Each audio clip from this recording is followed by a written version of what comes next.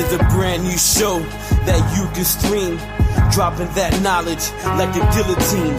You about to score big like a touchdown drive, because Rickie, New York is about to go live. So subscribe now and do not settle. We taking YouTube content to a whole new level.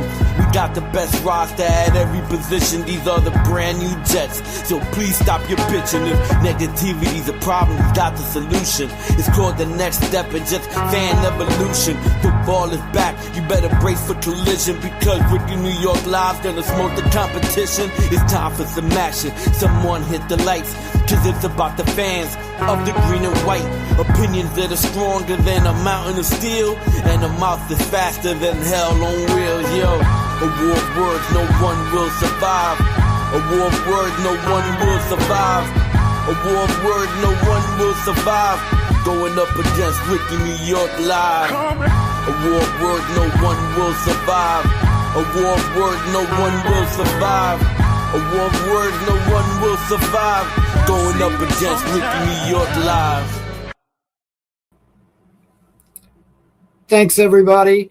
Tonight's show is going to be Pick 6, where I am going to reveal my top 6 free agents and my top 6 draft picks. So let's get fired up.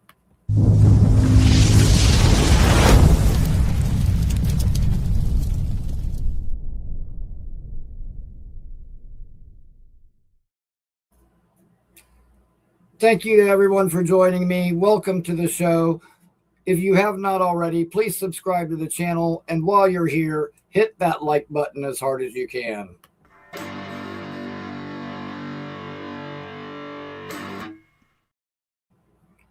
Well, the off season is fully upon us. And this time of year, we're always talking draft picks. We're always talking free agents. Now, the lists I'm going to give you, it's not necessarily the top players overall, but it's the top players for the New York Jets that I think fits our team the best. At this time of year, everybody gets the free agents they fall in love with. Everybody gets the draft prospects they fall in love with. And everybody's different. Everybody has their own opinions. Everybody has their own favorites. But who is the best player for the New York Jets? I think we better go have a look for ourselves.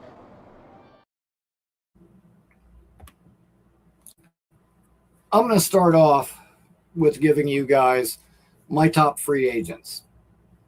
Okay, once again, not necessarily the top free agents, period, but the top ones for our team, for the New York Jets.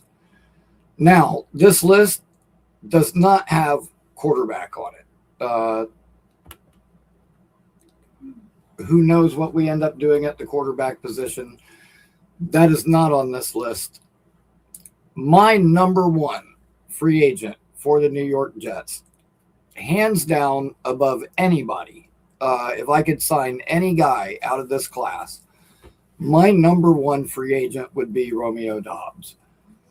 He's the perfect number 2 for Garrett. You know, with draft picks, you never truly know what they're going to do at the next level. This guy's already a proven playmaker. He would be the perfect complement across from Garrett. If I could have any guy in this free agency class, that would be the guy that I would want most of all. Number 2, I've got Tyler Linderbaum. There is going to be a ton of competition for him. The reason I have him at number 2 is because, honestly, I have to tell you the truth here. I feel like Tyler Linderbaum is a pipe dream. I don't think there's any way we get him. The only way I could see us getting him is if we just completely outbid everybody else. And even then, it might be a long shot. Number 3 on my list is Wyatt Teller, guard from Cleveland. Has already made it be known he will not be re-signing with Cleveland. He's going to test the market. He's a Pro Bowl guard. You know, that could be our replacement for Simpson / AVT, which I think AVT is as good as gone. But Dave Briga, you know what? I will get to that. And I almost did put him on this list. But we have to get more Aaron Glenn type guys in here, guys that understand Glenn and understand his vision. So I do have a Detroit Lion player on here at number 4. I've got Al-Quidin Muhammad, the defensive end, who last year for the Lions had 11 sacks. So a productive player, and we could use help at the edge position. So he's my number 4 player. And I think, we need some of those Detroit Lion guys that are good. Everybody made a big deal like, no, none of the Lions guys followed Glenn to the Jets. Well, there weren't any good ones last year to follow him here. So this year may be a little bit different. I do ultimately think that Alex Anzalone will end up signing here for a number of reasons. I mean, he's played 8 out of his 9 years in the NFL under Aaron Glenn between New Orleans and Detroit. He's already said he wants to reunite with him. So I do expect that to probably end up happening. At number 5, Reed Blankenship. Now, you hardly ever will hear me mention fantasy football because real football and fantasy football have absolutely nothing to do with one another in the grand scope of things. However, when it comes to defensive players, which my fantasy league, which Clancy and Johnny Boy, and there's several of you here that are in that league, has individual defensive players. You get a point for each tackle, 2 for a forced fumble, 2 for a fumble recovery, 3 for a sack, etc. At any rate, so statistics do kind of matter in that. Dude, Reed Blankenship, the guy just makes plays.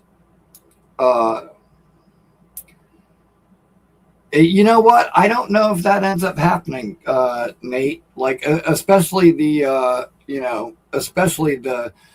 offensive players. Just because a Packers defensive coach is in Miami doesn't mean that the offensive guys are going to follow him there. But ultimately, we'll see. And then last on my list, I've got Quay Walker. A little bit more of a bigger linebacker, a thumper. We definitely need to add to that linebacker room, period. There's definitely no two ways about it. And then I'm going to move up to the draft picks. And you know what? It's been a while since I've done one of these pick 6 shows with my top 6 guys. But I'm going to move on to the draft picks. And the thing about the draft is somebody always does something really crazy. There's always, some team that picks a guy that you're like, who the fuck is that? And who knows? We'll see. What if the Raiders decided to pass on Mendoza and took like a left tackle at 1 overall? I mean, every year somebody does something really screwy, and you never know who it's going to be. But there's always that one team that does something that you just don't see coming.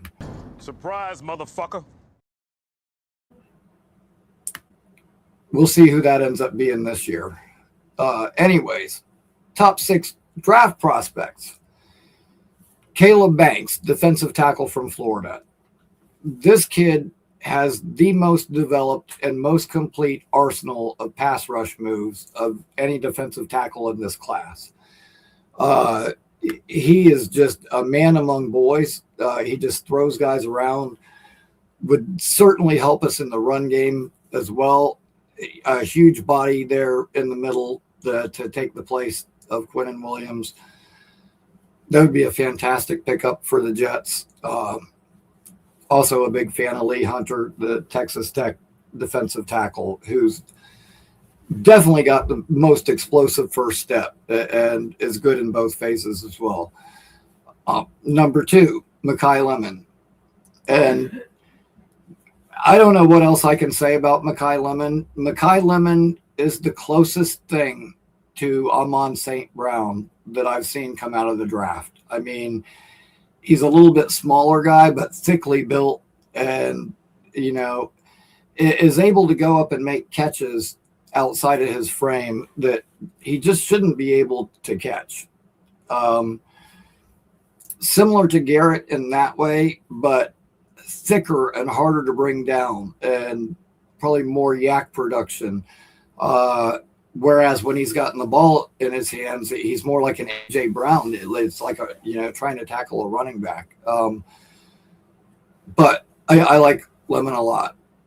Number 3, Emmanuel McNeil Warren. This is a guy that has grown on me more and more and more, and the more that I watch him. Good tackler, but it's really his coverage in the open field and being that true center fielder, free safety that we badly could use. This guy's a playmaker, man. I think he could be really, really special, and would love it if the Jets drafted him. Coming from Toledo, over the last couple of years, they had Darius Alexander, and they also had Quinyon Mitchell year before last, the cornerback that went to the Eagles. And I remember Quinyon Mitchell at the Senior Bowl was just like so vocal and not cocky, but confident. And he wanted to cover the best guys there and show that he was the best. And that program has put out some good defensive players over the last couple of years. And I think this is going to be another one. So I would be really stoked to get him. At number 4, I got linebacker Jacob Rodriguez. By now, you guys have heard me talk about him. You've heard other people talk about him. He's just a turnover machine. 7 forced fumbles last year. 7. Probably more than our whole team put together. Former quarterback. He understands how offenses work. And I think that really helps him with the ability to read and diagnose what the other team is trying to do to him. And so, dude, he's just a ball player. He's just a good football player. And that's what we need, is just to add good football players. At number 5, I got tight end Justin Joly. This is the guy that when I get to that pick 103 that I'm taking every single time if he's there. He is a dynamic pass catcher. Really, really good in the pass game. Serviceable blocking, but I think he would be a great complement to Mason Thomas. I think the two of them together would be a really, really nice pairing and give the Jets some really good weapons. I think Jolie is more dynamic, has more speed and more ability than Mason Taylor has. But that would be a really, really good pair of tight ends for us. And number 6, I've got defensive end R. Mason Thomas. Let me tell you what, dude, this guy, he was just a beast. In watching his film, there was a 2024 game where they played Tulane, and there was a series in the fourth quarter where on first down, he rushes from the left side, gets the sack. On second down, he rushes from the right side, and he's not going to get there in time, but what he does do is jump up and bats the ball down, causes an incompletion.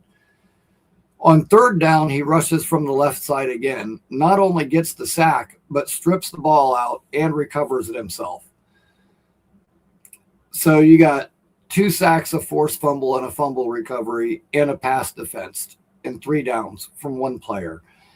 I have never seen one player dominate a quarterback the way that guy did in that game. And that was against Darian Mensah, who was the Tulane quarterback at the time. So it wasn't necessarily against some bum. And he's just the most violent pass rusher, I think, in this entire class. And again, that's something we could desperately need. To begin with, might just be like a rotational guy, bring him in on passing downs. But dude, I'm all for it. I really like the options that they have. And you guys know me. I've been beating the drum for the Jets to go out and get Willis and Dobbs and keep the two teammates together. You know, go ahead and capitalize on that chemistry that they already have instead of having to wait for whatever quarterback we get to develop chemistry. We would already have it there. If we could nail free agency in the draft, this is what our lineup might look like, offensive and defensive side of the ball. If you look at that, you got a really good offensive line, top to bottom, all the way across. And you know, I got Linderbaum / Myers there because I still think that's a long shot. But even minus Linderbaum, that's still a real good offensive line, with the weak spot being center, which could be addressed later in the draft. Dobbs, Jolie, you know, two more really good weapons for whoever our quarterback ends up being. And then looking at the defensive side of the ball, you end up with an Arvell Reese or a David Bailey, Lee Hunter, or a Caleb Banks. Almost said Caleb Downs, wrong Caleb. CJ Allen at linebacker next to Sherwood. McNeil Warren and Blankenship in the back end. Like, dude, this could be a really good team really quick. Like, if they hit on the draft picks and they have a decent free agency, this team could turn around really quickly. And I've done a bunch of different mocks and had a bunch of different combinations that I've tried out. You know what? Say we get to pick number 16 and there isn't a linebacker, or there's no Mekhi Lemon, or there's no, you know, clear guy right there to get. What if the Jets take Mansour Delane, cornerback from LSU, the consensus number one corner in the entire draft? I wouldn't be heartbroken with that pick. You know, Brandon Stevens is really only under contract for this one more year, which is probably going to end up being a good thing in the long run. And so eventually you got to think about replacing him.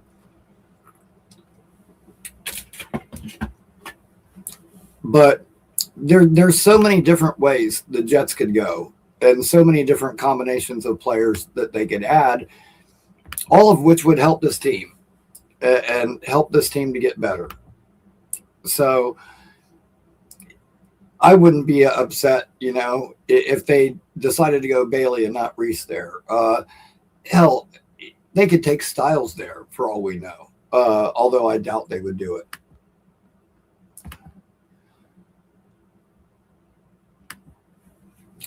Dylan Thieneman, another great player. I'll tell you what, we get to pick 44 and he's sitting there. You know, I don't think McNeil Warren's going to last that long. I don't know if Thieneman will last that long. But if we get to pick 44 and he's still sitting there, I would absolutely take him. I really want one of those two guys, period. I either want McNeil Warren or I want Thieneman, one of the two. I'm tired of every single regime saying we don't value safety. You know, safety isn't a priority, and we always suck. We're always vulnerable in the deep middle, and I don't want to just have some guy at safety. You know, we've had Ashton Davis, and we've had Tony Adams, and we've had just some guy at safety, and some guy stinks. I want the guy. I want the guy at safety. And being that Aaron Glenn, you know, he developed Kirby Joseph in Detroit. They drafted Brian Branch. He does put priority on safety play. So hopefully that will be reflected in this draft. It's 44, Clancy. It's 2, 16, 33, and 44. And then their next pick isn't until 103. The problem with that is that he's going to be 25 years old already when you draft him. So that's the only reason I might see them like not taking a Logan Jones. But dude, they could, at 103, you could, who knows, maybe Jake Slaughter from Florida slips a little bit and he's sitting there. Maybe for some reason Sam Hetch from Kansas slips a little bit and he's sitting there. There's also the kid from Indiana, the kid from Michigan State, the kid from Florida State. There's other centers that you could get later that might not be the super, super dominant, big, flashy name guy, but could certainly compete with Myers and at worst be that level player for you. So there will be other options there. I'm not going to put priority on taking a center early in this draft. I don't think the team would either, but it's going to be interesting. It's going to be interesting to see what happens. You guys know my thoughts. You see the players that I value and that I would like to add. But again, I mean, that's only my opinion. I'm a draft enthusiast. I'm not a draft analyst. I'm not an expert. I don't know everything. I don't claim to know everything. However, but what I do have is a GED and a give 'em hell attitude, and I'll figure it out. So, one way or another, I think we'll get this thing turned around. I do have faith in Glenn. I do have faith in Muji. I just think they need to get more of those type players in here. And all right, we got us a caller too. What's up, man? How you Rickie! doing? What's up, Rickie? How you doing, brother? Good, You man. barely Good. see me. Yes, sir. And congratulations. You're the first person to get in on the giveaway tonight. Hey. Every single person that calls the show this month is automatically in. So fire, dude. So yeah, now you're in for a chance to win the Curtis Martin signed photo at the end of the month that we'll be giving away on the 28th. And where's that is dope. Oh, there we go. Yes, sir. I appreciate that. That's pretty dope. No I wanted to problem. call in because I'm sorry, dude, to cut you. I wanted to call in because you promote the show sometimes, and the last time you hollered at me you were like, "Hey, Philly, check out the show," and I forgot what I did. I was busy that night, and I forgot you come on at nights, and I was like, "Wait, I'm on with YouTube for a quick second." I'm like, "I gotta go pick up food." I'm like, "No, Rickie's on." I said, "Yeah, hell yeah, we're getting on with Rickie." Talking to Right Rickie on, man. Appreciate it. Thanks for stopping by. Yes, sir. So I love when you talk to draft stuff. I'll be honest, you and Alon to me are probably the two most notable guys in my Jetverse that talk about the draft. Good amount of knowledge. Beside, obviously, Terramin and the guys, are doing it for a living. But yeah, I think you and Alan are pretty smart. So I saw your list. And I want to raise you the notion. Let's talk about linebacker for a few minutes, because what's disturbing to me is that we all avoid it, and it's like the most glaring problem. We've either thrown money the wrong way at it. CJ Mosley should have had an extra 2 good years beside COVID and injury ruined that. You know what I mean? So how do you feel about Glenn and company investing at 16 or 33 versus everything else we need? What do you think? Oh, I'm absolutely all for it. Rodriguez was in there on my prospects list tonight, but honestly, I'm a huge CJ Allen fan. And while 16 might be a little bit high for him, his leadership, his ability to get guys lined up in the right spots, that's what we've been missing since we lost Mosley. So I'm a huge fan of that. I think we need to add one in the draft and add one in free agency. I think we need one of each. I feel like it's almost a foregone conclusion that Alex Anzalone's going to end up here, but that's okay. A Glenn guy that knows Glenn's system, and that's okay. He can kind of help coach the young kids. And you know, he doesn't have to be our forever answer, but he I think would help as far as at least teaching the scheme. And but I definitely want to draft a stud young guy for sure. No two ways about it. Yeah. So I remember, you know, I always keen into that Dr. Philly Noodles moment with BG's show, and I wrote that on that board. It's such a weird phenomena that we had all those guys in 24 with Saleh and Ulbrich in the end. They only produced like 2 interceptions or something. It was disgusting. Out of that crop of guys, which we would all say is like, come on, that's guaranteed to be a top defense. But that same year, Glenn, toward the end of his regime there, and whether they say him in Detroit was miserable, he was still middle of the pack essentially. He got 6 or 8 interceptions of what I broke down between Amik Robertson, who will be a free agent, Anzalone, who will be a free agent, and one other player. So to me, it's like if he brings those guys aboard, they're competent enough mentally to probably get an interception compared to what just happened the past season that we took. Absolutely. We got another person joining our conversation. But yeah, man. And you know what? Like Stiggers would have had a pick if Tony Adams didn't knock it out of his hands. There's another one that he cost AZ Thomas. And then there was the one that AZ Thomas had where I guess he stepped out of bounds beforehand. Like there was just some really dumb shit that cost us actually having interceptions last year. And dude, I'll be so glad Tony Adams is gone. But yeah, man, I completely agree with you. And also on my list of free agents, I don't know if you saw that part of the show or not. No, I missed it. Is Al-Quadin Muhammad is a defensive end from Detroit. He had 11 sacks last year, dude. And he's a free agent. That's a guy that I could definitely see us bringing in, who's like another guy also familiar with the system. And those are the kind of guys we need to get in here. So, you know, not the biggest name, but dude, I just want good, solid football players. And yeah, for sure. Scott, your thoughts?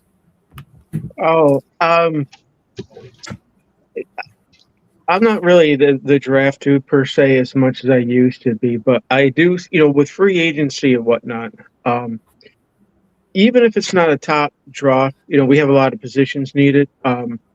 What I call is like, you know, a viable NFL player and what I call is infrequent contributions, meaning even if it's in the draft or a free agent that's 25, 26, when they come in for the amount of snaps that they're in for, special team, offense, defense, I don't give a shit what it is. The drop in talent can't be so bad. It's like, you know, you can't have them on the field. You know what I mean? Right. And so your starters and bench, if it's not so bad where you're getting quality starts at every position, because that's what it's going to take. You know, even it's something corny like a kicker, because now they're kicking, 40, 50, 60 yards, and they're making them. But I think that there's a lot of issues with the draft, and free agency comes first. I think that whatever we're going to fill in free agency is all right, even if you get duplicates. You know, there's problems with the draft no matter what. Like, well, what if it's number 2 and you say, all right, there's a defensive end there, and then at 16 there's another defensive end. You're like, okay, we could use the tackle, wide receiver, blah blah blah blah, a whole linebacking core, and you're looking, that dude's the best player. Would you move the tackle to guard and say, now I got Membu, this guy, Myers, I got Sitman and Titman and Olu.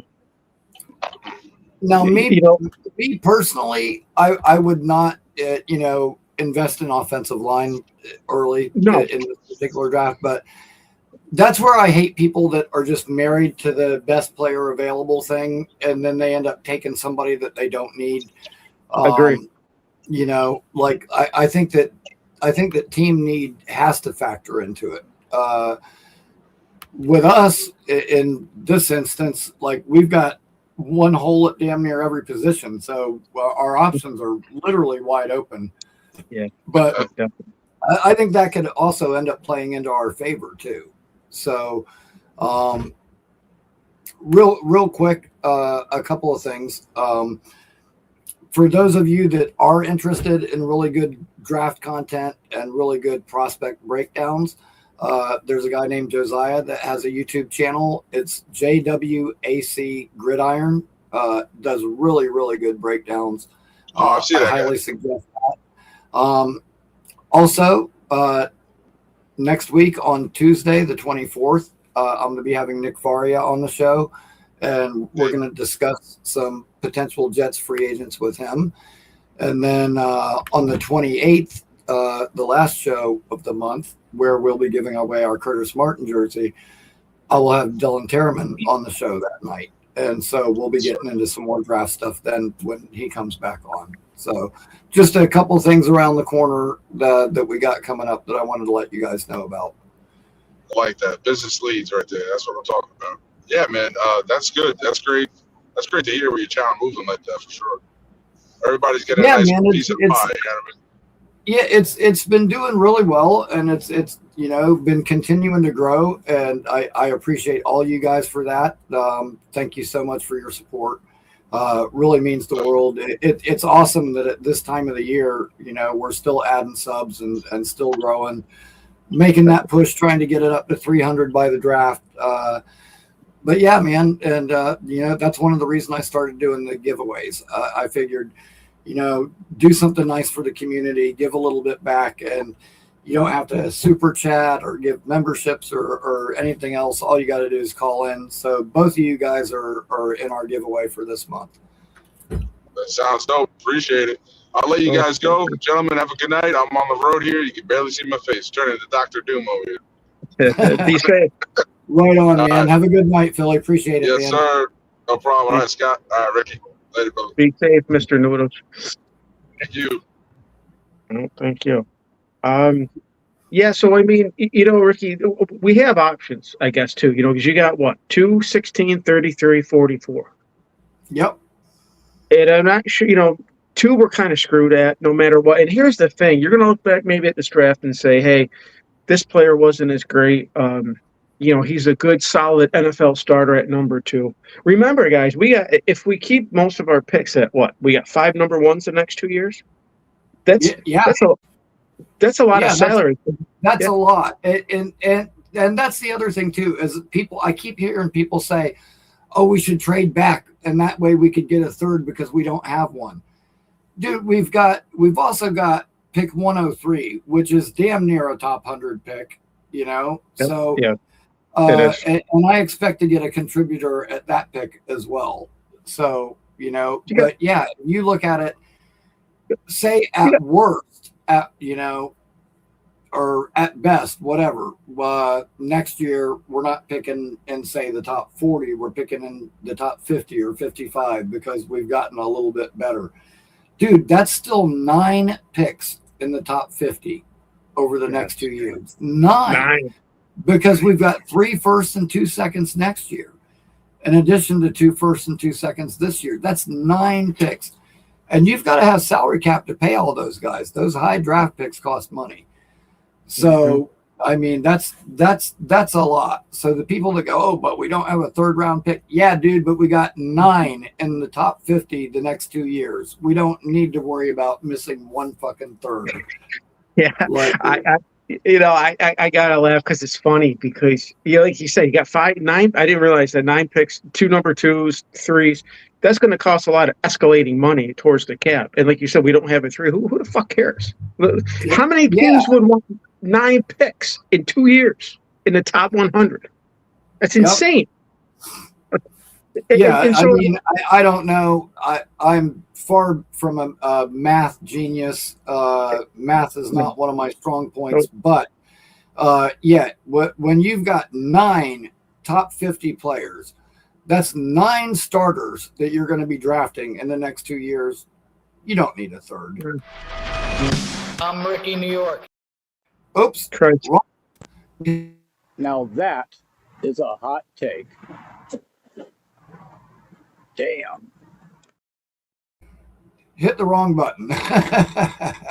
Yeah, that's what she said, right? But like you said, it doesn't really matter who you take. And I know you want to take like the money positions, the quarterback. I'm not saying we need an O tackle. I'm just saying it. For example, say it was pick 33 or 44. And you're like, Jesus Christ, this tackle is amazing. Do I have to move him into a guard for a year or two because I got Membo? I'm just saying it doesn't really matter to me like what position at this point.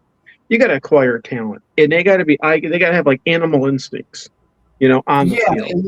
And see, that's like I had mentioned that earlier, and I think that's going to be a lot of the discussion. And yep. Personally, I don't honestly think that Aaron Glenn's seat is as hot as some people would like to make it sound. Although there is going to be pressure on him to produce, they have to improve. There's no two ways about that. But, whether that is real or not is going to kind of factor into this because like Arvell Reese, I think is going to be a great player. Okay. Like pound for pound, the strongest 20-year-old I've ever seen ever. But he's only 20 years old. I think that he's going to take a little bit of time to develop. But, a year, 2 years from now, when instead of being like 243, he's like 257, and the strength is just completely otherworldly, I do think he could be like that Micah Parsons type of game changer. Like he could be that good. But he's only 20 right now. I think it's going to be similar to Quinnen Williams. I think it's going to take a little bit of time for him to truly develop and come into his own. Do they have time to wait? David Bailey, on the other hand, he might be a bit of a liability in the run game for now, but as a pass rusher, he's going to produce right off the bat. Like he's going to come into the NFL and be a good pass rusher from day one. So I think that selection at 2 is going to tell us a lot about not only the direction of the team, but how hot is really Aaron Glenn's feet. If they take Reese and they feel like they've got enough time to wait for him to develop and they're still going to be here to see it, then that tells me his seat's not that hot. If they take Bailey instead, maybe his seat's a little bit warmer than I've been led to believe. Yeah, and I do think too, like, you always want to bring like a GM, Muji and Aaron Glenn together. But if my GM is Muji and he's I don't know if he's stronger than Michael Clemens, but Michael Clemens can't get on the field. He's got more misconduct plays than he does sacks. Flagrant. So, but I mean, if you get rid of Glenn and you keep Muji, I mean, what does it really matter? Like, if my GM is making picks? I don't think that's going to happen. I think the two of them are kind of tied at the hip. I agree, and I'm not saying that's right, but when you go back to like Reese, he's a 20-year-old, and I say he's got a heavy hand, and that's something that people don't talk about. The physicality of the league, obviously.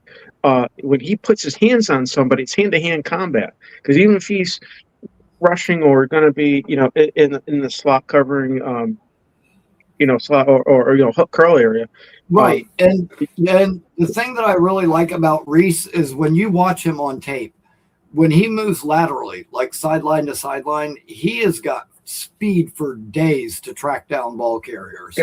That's another thing, man. Yeah, when they don't lose speed or agility, when they move laterally, that's when the guy's athletic. Exactly. Yes. Yep. And I'll tell you what, like, in a perfect world, I can see, down the road, like, him playing some like off-ball linebacker and being able to use that speed, like I talked about, on the earlier downs, and then rushing the passer on passing downs and being a 3-down player for you. But like I said, it might take a little bit of time to develop, and it remains to be seen whether this coaching staff is going to have that kind of time or not. But at the end of the day, I just want good football players. So if they can come in and make an impact, I'm all for it. That's what I mean. You can't judge it always by wins. I mean, if it's competitive, and there's a difference between the score is close and being competitive. You know the difference.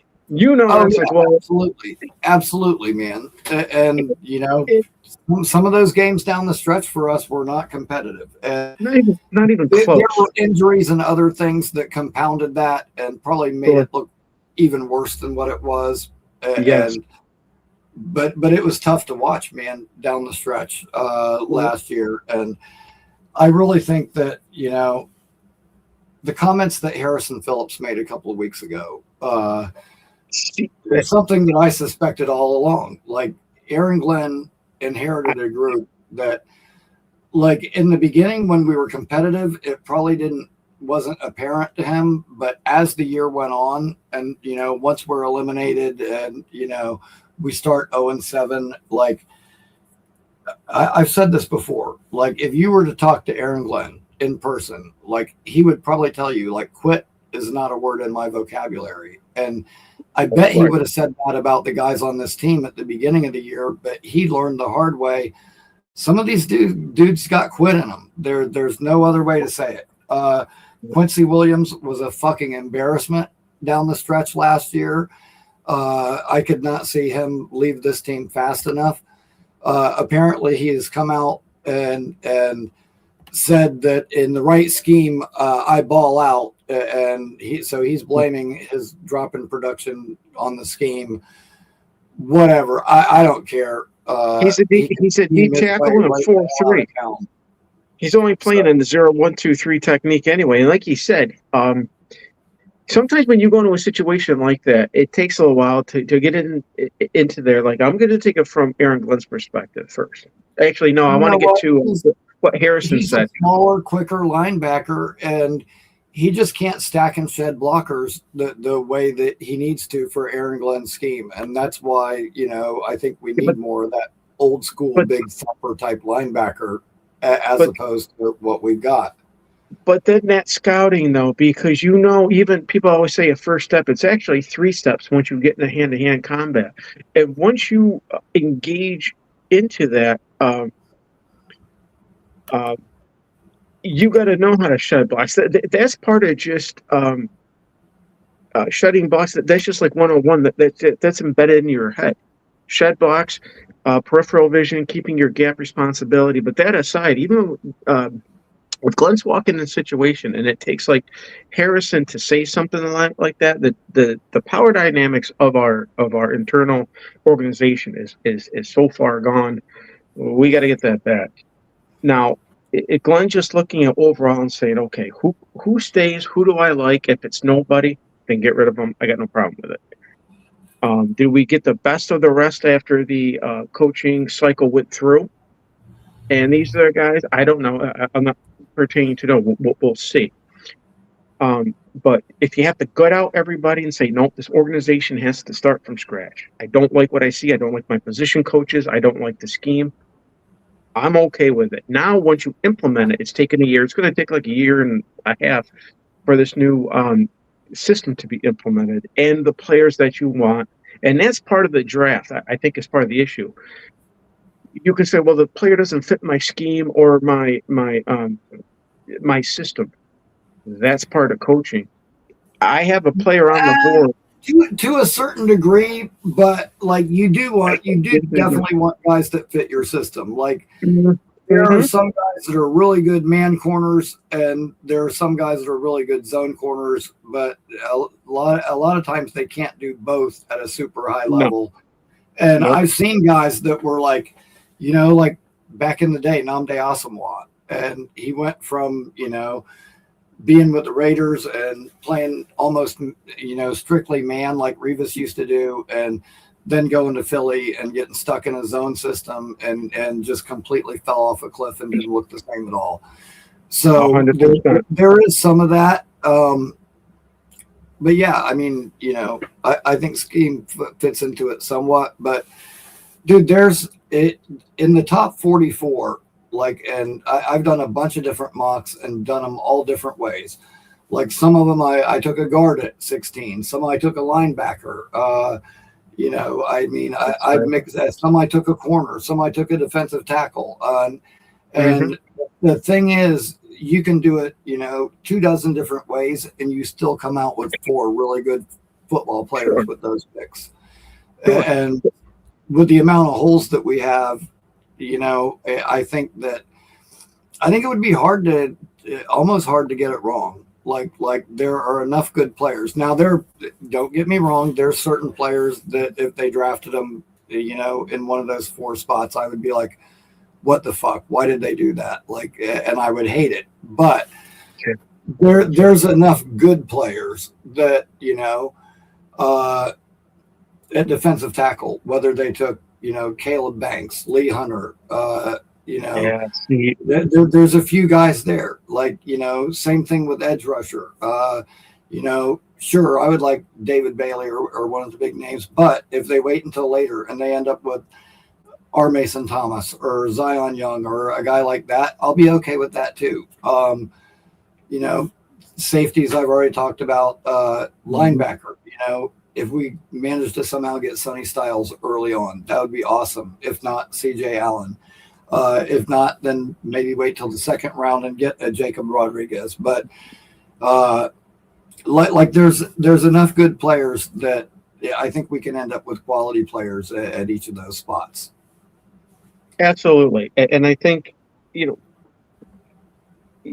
you're also looking at the players, what they're going to grow into. You're going to have them.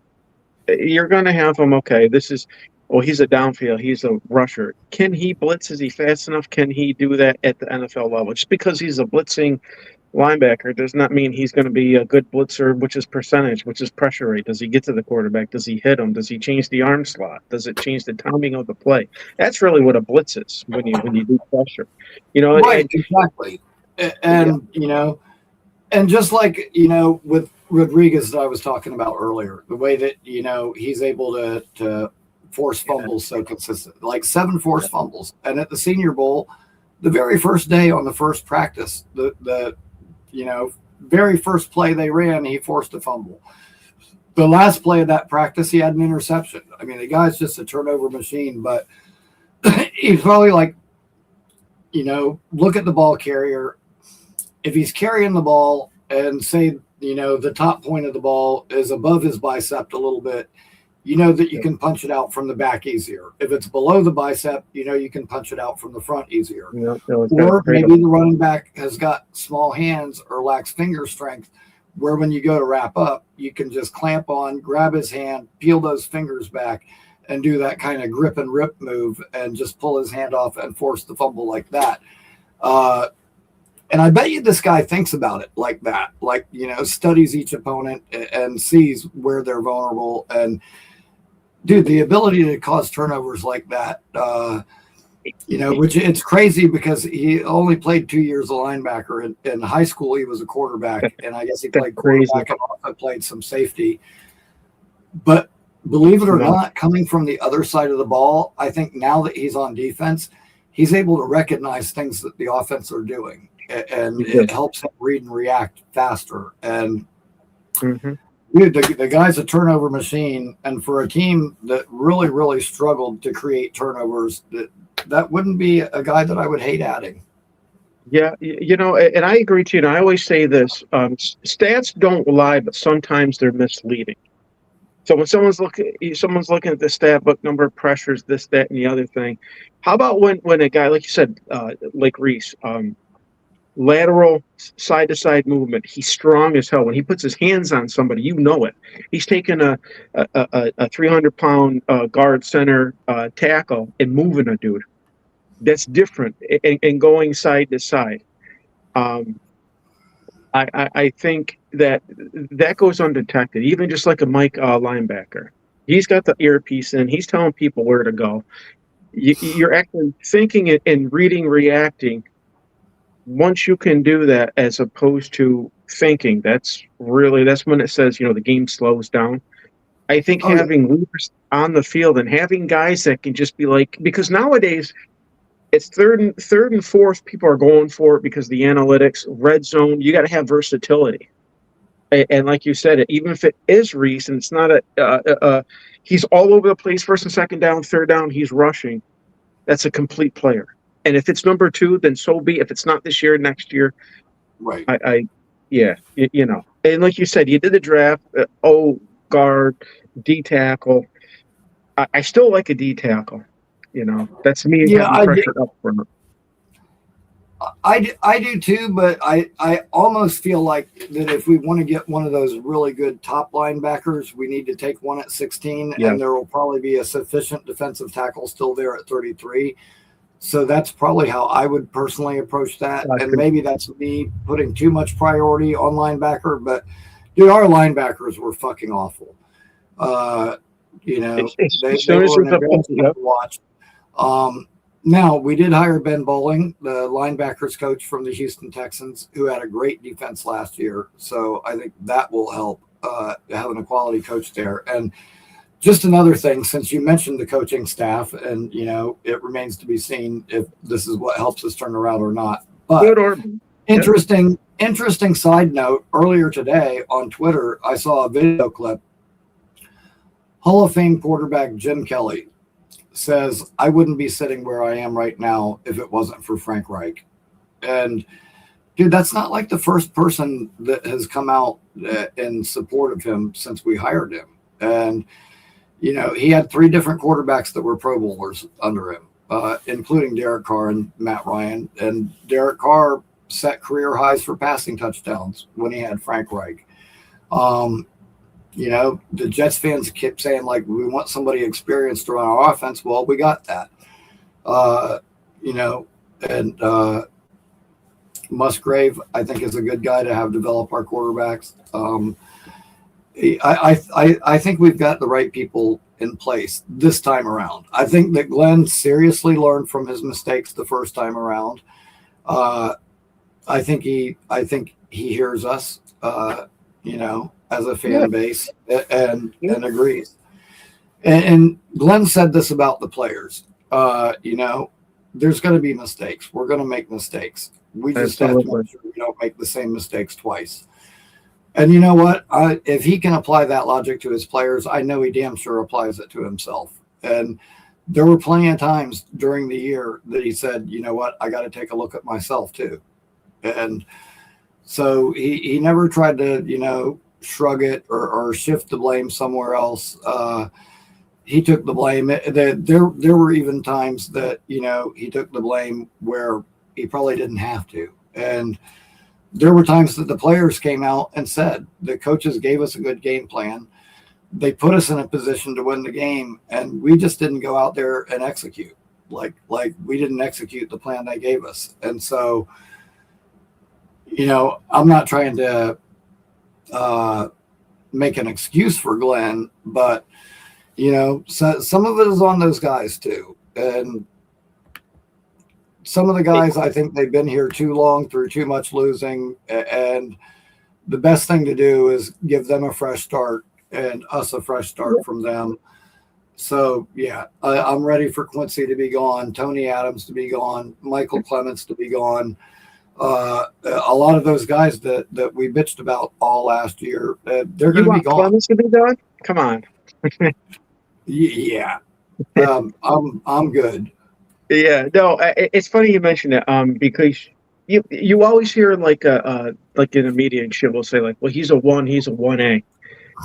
Because like say Frank Reich isn't a good head coach, and I'm just saying he might be a terrible head coach, but as a position coach or just saying, hey, listen, this is how I want to run my offense. This is how I want my quarterback. I want my position coaches to be this guy. I want my quarterback coach to be this guy. This is how we're teaching full field view, half side concepts. This is how I want my techniques. This is how we're going to develop our system. It might take 1 to 2 years to implement before people figure it out with the terminology and what we want to do. I'm cool with it because that's what I'm getting at. Like you might not be a good head coach. Okay, you might be shitty. But damn, you might be an defensive coordinator, or you might be great at like I call box manipulation, but D line and front 7. Hey, I might not be good at the back end. I might not be a good teacher, but damn, I can coach my D line. You know, so the position players really become that much more important to me. You know, who's the game manager, the critical game manager, that kind of thing. So. Well, that's what I'm really hoping for is that Glenn can just have Reich run the offense and trust him to do that. and then he can focus on the defense and get it back to where it needs to be. And yeah, I really like the moves that we made. I think we've strengthened a lot of our weak spots in the coaching staff, and now it's time to just reload with a bunch of good football players. And I'll tell you what, man. Say the Jets follow my draft plan, and they get like a good number 2, like Dobbs or somebody in free agency, and then they can add the players that I suggested. Then you get to next year, and say the Colts have a top 6 or 7 pick because they're going to stink next year. You take your Jeremiah Smith. Say we're picking 11 or 12. We get Darian Mensah, and we've got our future quarterback, our franchise quarterback. And then that other pick that's the Cowboys pick will probably still be a top 20 pick. You get the best corner in the draft and get your next Revis Island. And you add that to the guys that I suggested getting this year, and you've got a complete team top to bottom, and something that other teams would have to really worry about. Dude, you know, the timing of Daniel Jones' injury, they're not going to have a quarterback for next year. That's good for us. Yeah. Not for him. I don't root for that. I don't root for people to get injured, but, you know, speedy recovery. But I'm saying on our end, yeah. I hear you. And like you said, it's part of it is coach. I mean, a player's not going to come out unless if he's leaving and say, hey, this organization sucks. I wasn't put in a position. I wasn't well coached. But sometimes it is coaching. It's listen, it all matters. Like, you know, it's how you teach the guys too, man. You got to relate to the player. You got to relate to his personal life, what his background is. How does he get taught? Is he a chalkboard guy? Is he a practice guy? Do you have to physically move him and say, this is how I want your footwork to be? You know, there's verbal, mental. There's all kinds of different ways to reach each player. Mm-hmm. And like you said, we've been down for so long. We're searching for anything, and if we're ever going to make a move, it's these next 2 years. Period. If we can't do it in these next 2 years, we're fucked forever. Sorry. Well, you know what? That's why I really do have faith, and I really believe, because like me and you talked about, man, 9 top 50 picks in the next 2 years, like that's a shitload. That's a dream. If say you only hit on 3/4 of those, you still got 6 or 7 starters, like good impact guys. Like, you know, God forbid we hit on all of them. Like, that's a lot of good football players to add to your team. And that would be my pitch to every free agent. That would be my pitch to every single kid that I'm going to draft. Like, what is up, guys? Scott, how you doing? Team, but other teams don't have the capital to put the weapons around you that we can. But one of those guys has to. A couple of those guys, those picks, though, Ricky, and I agree. 2 or 3 of those got to be like, if you're looking at the NFL and I'm a coach and be like, this dude keeps me up all night. Say it's Reese, right? Yes. Or like just like the kid from the Texans, who's the Anderson, the rusher, yeah, the linebacker. Yeah, well, Anderson, just like someone like that, or like like I like Micah Parsons. Like, that fucker is going to keep me up all night and going, this is a problem. There's guys, whether it's a Micah Parsons, Jared Verse, you gotta Nick find Worry, the safety from the Seahawks. Even though he was a rookie last year, that guy was a fucking beast. Like, there's guys from each team that you got to account for. Like, when you play that team, you got to know where that guy's at. I completely agree. Where'd Luppy go? Where the hell are you at, dude? No, I agree. And it's you have to, you know what they say, hit a grand slam or home run. I hate those analogies and shit. You know, it's almost like in baseball, then, if you want to do it that way. There's a starter, right? And then there's a long reliever, mid reliever, and a closer. In the playoffs, anything goes. So they break the field down in quarters. You know, from your own 0 to 20-yard line, 25 to 50, 50.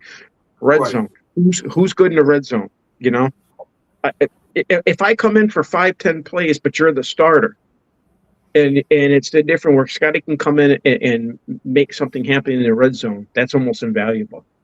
Same thing with a kicker. You know, I know it sounds stupid, but a kicker too. Dude, listen, special teams matter, and we won a couple of games because of our special teams last year. So It's they 15 to 20 snaps. 15 But, to 20 snaps if you don't give a shit. Yeah. This doesn't have anything to do with the Jets, but my college team posted pictures of our new punter. He's standing at the goal line on one end of the field, and he was kicking like 80-yard punts consistently over and over and over again. Get the fuck I out was of here. just like, holy shit. And they're like, this kid can definitely flip the field. And I mean, that's in shorts and shit, but still, like, that shit matters. Sure it does. When you can pin somebody down to the 5-10 yard line and they gotta drive 80-90 yards, fuck yeah. Welcome back, man. How we doing, guys? Good, We're man. all Good. right. So I came on for some optimism because I'm not all there, and you know that, Ricky. Right on. So you guys are starting to be a little bit, positive, and I want a part of that. So Good deal. Good yeah, a deal. little bit, because I'm getting, like I said, I'm getting a little crazy with what's going on. Yeah. Just Well, last this year is, they made me root for Glenn, which we love, but it's not the guy. But I'm going to root for him. They made me root for Fields. I really like, but I'm going to root for him, and it just all these people. After time that you try to believe in and root for because you're a fan, you do it forever. It kind of drives you crazy. So I'm just hoping this. It certainly can. Yeah. I want this to be the place where Jet fans come to feel better. So I'm glad, and we'll try to get you a little bit more positive. I guess I should leave. like me and Scott were saying, though, man, 9 picks in the top 50 over the next 2 years. We've got that would probably make me positive if it wasn't somebody I thought was like Glenn. I mean, we love Glenn as a player, but he hasn't proved everything. So we're going to believe. And I hope he doesn't make me crazy next year. Because he made me crazy last year. Yeah, I think we're going to bring in the right type of people. And I think that, this is going to be the year it starts to turn around. I'm not going to say it's going to turn around completely, but the turnaround's going to start. Here's just a question. Yeah, I really believe that.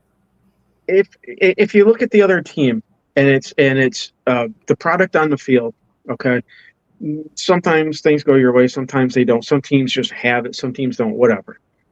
You look at our coaching staff compared to the other team's coaching staff. Can our coaching staff beat theirs?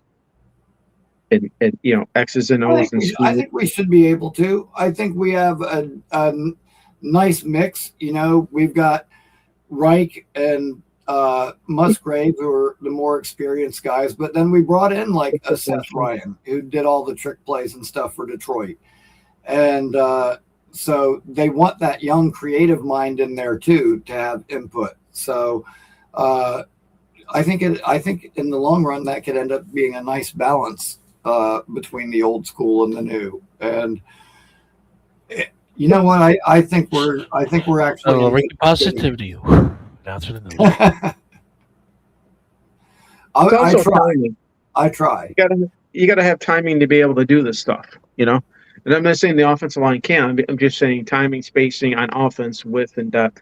When you can implement, gadget plays, which I believe in too.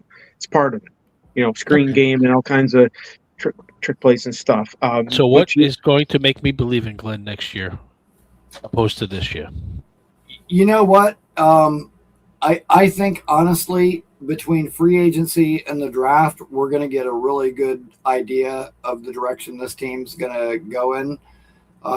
As long as we don't fall completely flat in either of those two areas, I think we should have a good idea of what's going to happen. Like I said, from a draft standpoint, I mean, similar to the year that we got Sauce and Garrett and Jermaine and Brees, or similar to the year that we got Abraham and Ellis and Chad Pennington and Anthony Beck, and then later in that same draft we got Lavernius Coles. Like, we can have a draft like that, but we can have 2 of those in a row. Like those drafts were all historic drafts for us. I got to interrupt you there, Ricky. The only time we succeeded is when we had like a Parcells. I mean, we didn't succeed with the Solar if we had those good drafts. What is Glenn going to do for us different this year than last year is my point. Well, you know what? I think the fact that he did bring in somebody experienced like Reich to run the offense is a really good sign. You know, I won't say he was wrong for going with Tanner Engstrom. You know, you would say he's right. The young guys, but at the same time, and obviously Engstrom was able to scheme guys open in the pass game, and we saw that. I still don't think that he got the best use out of our running backs, and I think the thing that probably sealed his fate the most was, you know, lack of in-game adjustments. I think that might be possible, but I think the fact that they let him go so late is because they were interviewing Reich, and Reich said, "I'm going to take over. I'm not going to be here at all." I think that's more pliable there than the fact that, you know, the reason why they let him go later is because of that fact. They already knew that fact. Why did they wait so long? Because I think Frank Reich said, "I am in charge, or I'm not coming." And they said, "We need an adult in the room over there because Glenn's going to be on the defensive side." I think that's what happened. Right.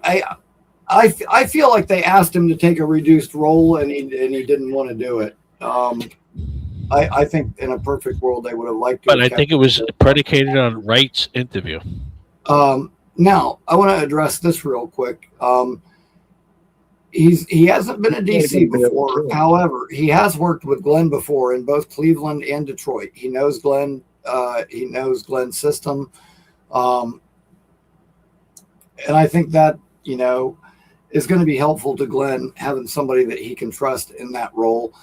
The thing is, Glenn's going to be calling the plays. So this guy, he's going to do the grunt work, the dirty work, you know, the game plan. But when it comes to calling the actual plays, it's going to be Glenn. So I'm okay with that. I'm not quite as down on the Ryan Duker hire as a lot of people are. So like I said, you know, hopefully Glenn can just say, you know, Frank Reich, we brought you in, you run the offense. I'm trusting you to take care of that. And then he can do that, and Glenn can concentrate on the defense, and we can get this thing turned around. A lot of ifs. I think it's going to be okay. If the Queen had, I think it's going to be okay. I'll tell you what, we've got. Let me see. What is that? 22 days until free agency. So three weeks and a day. Okay, and, so let me tell you something, Ricky. As much as, you know, Glenn is, we don't know. And as much as the coaching staff, we don't. I would like to have some impact players that we can root for, not some Fugazi guys. I mean, quarterback, I don't want some Fugazi guy. I don't want a Mariota, or I don't want Murray that we could possibly have an upside, just like a la Fields 2.0. I want to have someone who has an impact, someone who's going to try, someone who you can root for, whether or not they're talented, just to grind. I want to see some people on the field that are going to bust their ass on a regular basis, whether they win or lose. This is what I want to see. I want to see some grinders. I want to see some people get off free agency. I want to see an impact player. I want to see some people that we draft. I agree too. This is what I want to see, so I can root for them. If they win, lose, or draw, I want to be able to root for these people. The last couple of years, it's hard to root for Fields because I knew it was bad. It's hard to root for these kind of people, and I want to get somebody who I can root for. That's what I'm hoping they do, just to give us a breath of air so that we can still live again. That's what I feel. It's just, you know, you get past the sadness, you get past the anger, and then you get to the insanity, which is where we're at. Absolutely. And you know what? In my perfect scenario, I would like to see them bring in, you know, both Willis and Dobbs. Yes, Willis doesn't have a ton of starts, but he's been good in the starts that he's had. He's got all the traits that you would look for in a starter. And, you know, if you tell him, okay, this is your shot to be the guy. But I don't think they're going to reach. They're not going to reach. I think they're going to get a veteran in here, because Wilson's going to cost something like Kirk Cousins. And then they pick somebody in the draft so they have the possibility later, or something that Cousins can bring to, you know, the young guy coming in. And then maybe a middle guy, but we can't have these cooks and these other people that are really nothing. Oh God, no. Yeah, that's what I'm saying. So you do need a veteran in the building. You need someone to stabilize the offense. That's what Reich's going to do. He's going to get somebody. Malik is not stabilizing offense. He's like a gap guy right now. So he's someone that you can invest in. That I think if you have somebody sitting or something, I just don't think. I mean, Malik looks like he can be good, but we can't pray twice 2 years in a row, right? Can't pray someone's going to be good 2 years in a row. You got to stabilize the offense, and that's why we brought Reich in. So he's going to bring somebody who's going to stabilize the offense. Who that guy is, it better not be like a Fugazi guy. That's all I'm saying. Give me somebody that's going to try and fight for us. You know what? I honestly think that Willis could be competent enough to be decent for us. Like, he might not be a top 10 quarterback. I know. I think he's going to go out there. I think he's going to go out there and play his ass off and compete every week. Yeah, I agree, but he hasn't established necessarily.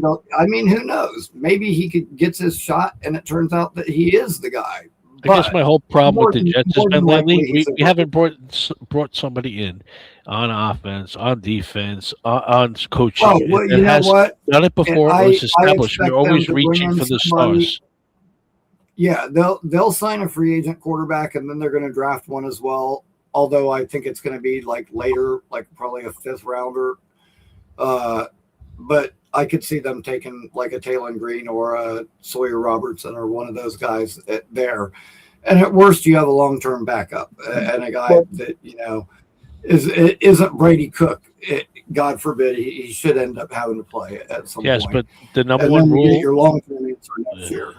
Number one rule when you clean house, you got to get some pillars in there, somebody to stabilize, someone who's done before, like a linebacker or someone on the defense who can stabilize the defense. Someone on the offense is usually a quarterback who can stabilize the offense, which is why we shouldn't let Breece Hall go either, because he's going to stabilize the running back position. And I don't know what's going on with that situation. Whatever it is, franchise him, let him keep going forward so that we have some sort of I don't think he's going we have anywhere. no position besides Garrett Wilson, but he got hurt. Whereas we can say we can count on this. This is something that we can count. There's nothing we can count on. It's all just hope and a prayer. We're just going to throw out some fairy dust and something's going to fall down. One question is stability is defensively. It's like the Mike linebacker, middle linebacker. He's the one that's got the earpiece, just like the quarterback. Yep. When Harrison was talking about, the internal strife in this organization, that's what he meant, like from top to bottom. The fish rots from the head to the bottom. It took him to come in and say everything else is wrong. There's nobody that steps up on this field and says, "Hey, this is bullshit." There's nobody in the locker room that says this is wrong, guys. Well, yeah, we need that, and but that's what I'm saying. I don't know what people thought when they would hear us say that C.J. Mosley was the leader of this defense, but like that was true in so many different ways. Point. He was calling the plays, and he had the headset, but he would get guys lined up in the right spots. Yep. He was also a motivational leader. It's underrated. He was you the guy realize that the first year Sam Darnold was quarterback. Remember when Mosley went down? We were winning that game. Mosley went down. I don't remember. Oh my God! Dude, he went down. The defense was done. A pick, a forced fumble, a fumble recovery. Like he did everything in that game, and then got hurt. And then we just got ran over afterwards. We need that stable pillar. Both sides of the ball. Well, that's why I was saying he was successful in another team. He was a veteran. That's reading and reacting. And that's why I was saying earlier that I really, really want C.J. Allen, the linebacker from Georgia, because he is that guy, and you can't see him out there. Can't have a almost rookie. Right up to the Rickie, you can develop a rookie. He can be there, but he's not a pillar. A rookie is not a pillar.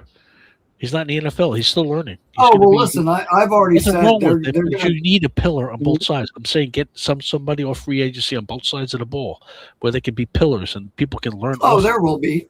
There will definitely be free agents. Who are those guys? But that's part of it. You can't have every position that is bringing it. That I Not mentioned every, before, just one on each side. one of them is probably not going to be super exciting No. as Alex Anzalone, who played for Glenn almost his entire career. Yeah, but you got to walk the walk. He's been productive, but is a little bit older. But in 2 to 4 he's one of years, Glenn's guys. He knows Glenn's system. He can help teach it to the younger players. The other one is Detroit defensive end Al-Qaeda Muhammad, who had 11 sacks last year. what's he going to cost? Familiar with that system, dude? Not much. Like, I would have to look at it on. Rickie, it doesn't have to be. It doesn't have to be a quarterback on the offense. It could be an offensive lineman from the Ravens. Dude, and like when I did my list of free agents earlier, my number one free agent above everybody is Romeo Dobbs. Oh, that's not what I'm talking about. The offensive lineman from the Ravens. Ravens, excuse me, Ravens. Linderbaum. Well, you know Linda, what? thank you. I did mention him also, but No, he did. there's going to be so much competition for him that If I we have almost the feel cap- like it's almost a possibility. Money talks, bullshit walks. That's all I I'm going to wish say. I If you would- want I to would- build I a would team, love to. I would love to have him. that would be but- attitude with a bunch of Well- offensive tackles that are, one is new, one is semi-new, and they could build the attitude to the team that they need And on offense. I also brought up Wyatt Teller, guard from Cleveland, who's a Pro Bowl guard that's going to be a free agent, as someone that we could bring Cleveland in sucks. possibly I want to bring replace winners him. in. Ricky, how old is that guy from Cleveland? Do you know? Any? I want to say he's like 25, 26. He's Ricky, not like Ricky, you got to what's bring your- winners in. You got to bring winners in. Because the center, people always say, it's the media will say it's quarterback friendly. A center is quarterback friendly because he's the guy that's going to set your protection when wherever the mic is, whatever the strong side is, or re-mic the protection once they change it, once they blitz it, and where everyone's going, who's picking up who, big on big, which way the tight end's going to move to, which way the Block your running scheme, back. everything. Absolutely. That's a pillar. That's what I'm talking about. You need a pillar on both sides of the ball who've done it before successfully. And that's what we got to do. And then I'll start to be able to root for somebody. I'll be able to root for the team because they're going to change you. That's how you change your culture. You bring in winners who are a pillar who can start motivating these other people. That's what you need to do. You can't bring in someone from Cleveland. You can't bring someone from, Texas. But that's part of the problem, Lucky. That's what Harrison was saying. You need somebody outside to motivate your team. I mean, why don't we just have Jenny you G need and people who've we'll done have it all the before. imaging we need? They're not outside the team. They'll be part of the team. But that's gotta have insane. somebody. Listen, we're depleting our team. We depleted our team. We have no team right now. Yeah, but We don't know what we have. We have no say- talent on the team right now. You can't just say because a guy was on a team that as a team didn't do good, That's the what guy I'm is no good. Like Myles Garrett is in Cleveland. Are you telling me you wouldn't take Myles Garrett right now? Doesn't seem like a team player. No, he seems like a selfish player. That's what I mean. So he's a leader. Okay. He's not a leader. I want leaders. I want pillars. Production wise, I would take him. Yes, I think that guy's a jackass. Parcells, I what don't did he like do when he got him. here? He brought foundational players that he knew won into the system, and He- then we he- built off of there. He gutted out the bench, but here's the thing: we got all these picks, so it's not now; it's in the next 2 to 4 years.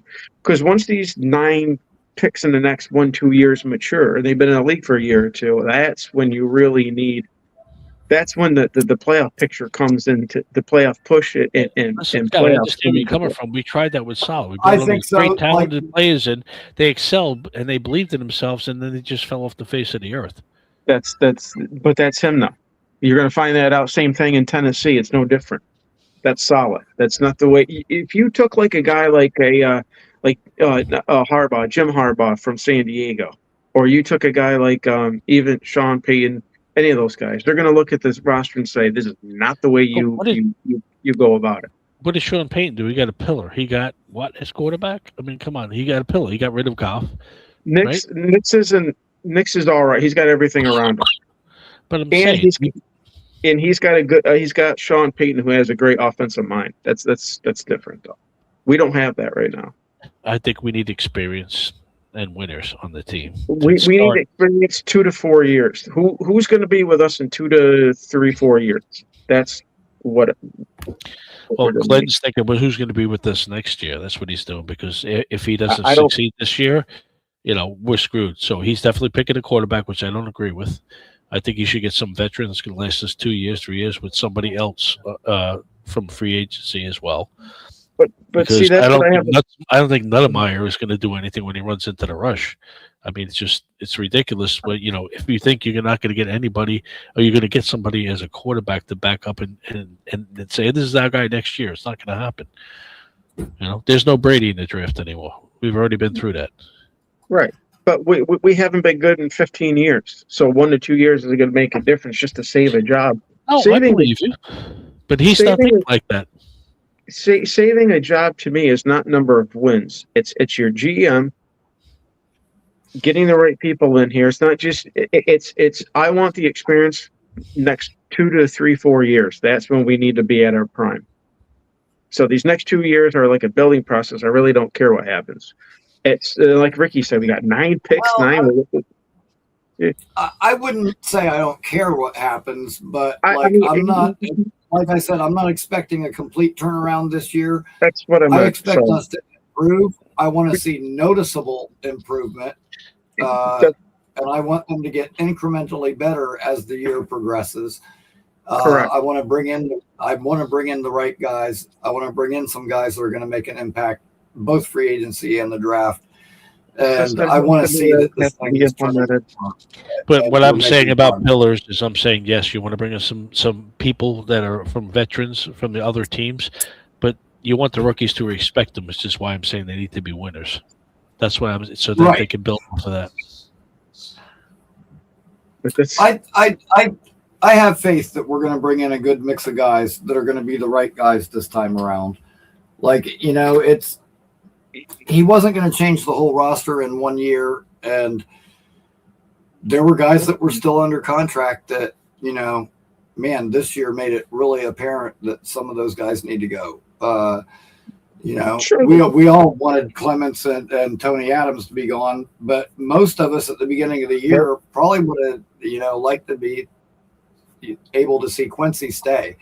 As last year unfolded, man, he can't get the hell out of here fast enough for me.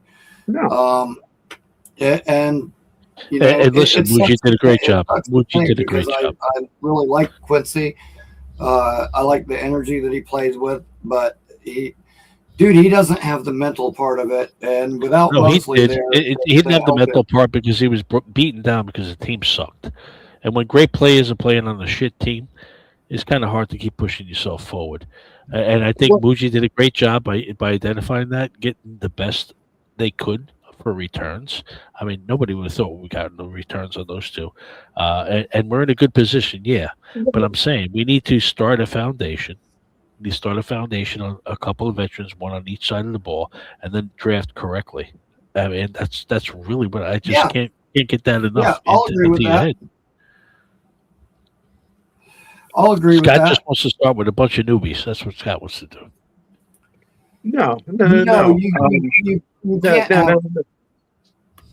You can't have like all young, unexperienced guys. But no, I completely agree, man. But I think with the right ads at the right spots, this thing can turn around fairly quickly. If we get Lindenbaum, I would love Willis on that side. That would be a good combination.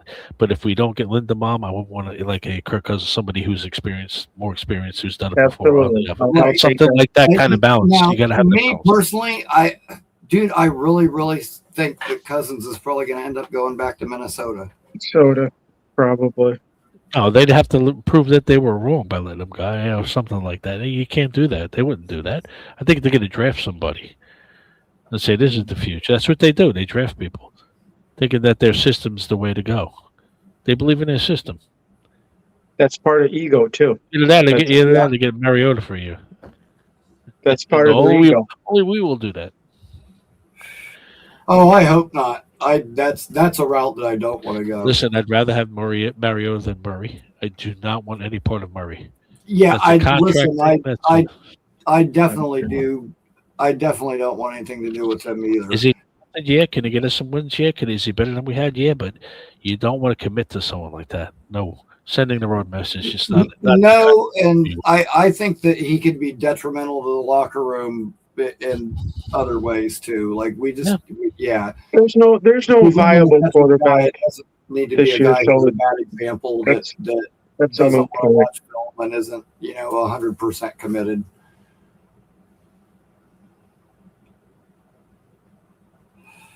I definitely agree with that. All right, I just needed to get that out there, Ricky. I saw you were on. I wanted a little positivity. Scott, I love you guys. You guys, thank you for giving me a little more positive. And let's hope the draft well. No positivity. Positivity. Nothing but positivity. We love the Jets. JTS, Jets. Always. Good night, love. Awesome. Yeah. Well, good, man. That makes my day. I like hearing that, people come away from here more positive. That's certainly the goal. Not always easy. The Jets do not always make it easy on me to be positive, but I do try my best. I'm one of them that's not positive, dude. And that's cool. There's different ways to look at it. What I meant was you need stability with a couple of veterans to show the guys, but realistically, when you have like 9 picks, the next 2 to 4 years is when it's really going to mature these guys. The core premium players are going to be intact. Who's going to be there with us? That's what I meant. Right. What's that? I said, I get you. Yeah. And just to get there, because, look at the games. Look at the way we're treated.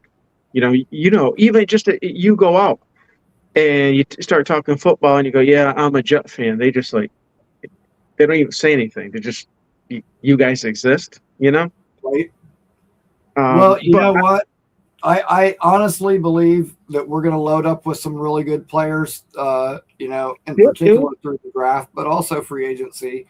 And let people go ahead and have that same attitude, because I think we're going to catch some people off guard this year. Well, I always believe in organic growth and then sprinkle in free agency when you can.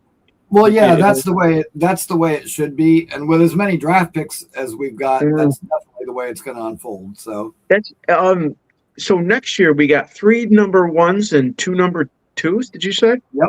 Yep. Nice. That's a lot, man. That's a lot. Holy fuck balls, dude. That's like Fort Knox of picks. Dude, you know what? That's as many first and second round picks as most teams have in like 4 years, and we get it packed, or 5, and we get it packed into 2. I don't think people are really, really understanding how huge these 2 drafts could be for this team, and how much we could really turn this around if we hit on them. That's what I'm saying. It's insane. That kind of capital is just insane. It's like Elvis. Yeah, and it's not even, like you said, it's not even one or the other. It's both. Because you're going to get rid of that dead cap next year. After that, it's pretty much gone. A lot of it. Yeah. So you're going to have.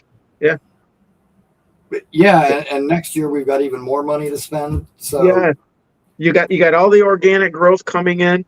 You got the cap. The dead cap's gone. So you got the cap. You got the draft picks. Holy shit. Yeah, no can't wait. Yeah, I'm looking really forward to it. Yeah, and that's what I meant. Thank you for calling in, Scott. Man, it's been a good time talking to you. I gotta kind of start getting things wrapped up. I could hear someone knocking on the door, and so I took up too much time. But thanks for having me. It was a pleasure. I'll get off. Thanks for having me. Always, definitely, man. Don't be a stranger. It was a great time talking to you. Appreciate it. Pleasure. Thanks for having me. Everyone, take care. All right, man. Have a good night, Scott. And that is it for tonight. I will be back Tuesday at 8 p.m. and we'll have Nick Faria on the show, and we're going to go over, some potential potential free agent additions for the Jets. And then on the Saturday the 28th, I'll have Dylan Terriman back on the show, and we'll be getting into some draft talk. So, got some good stuff coming up for you guys. Appreciate you as always. And until next time, go Jets.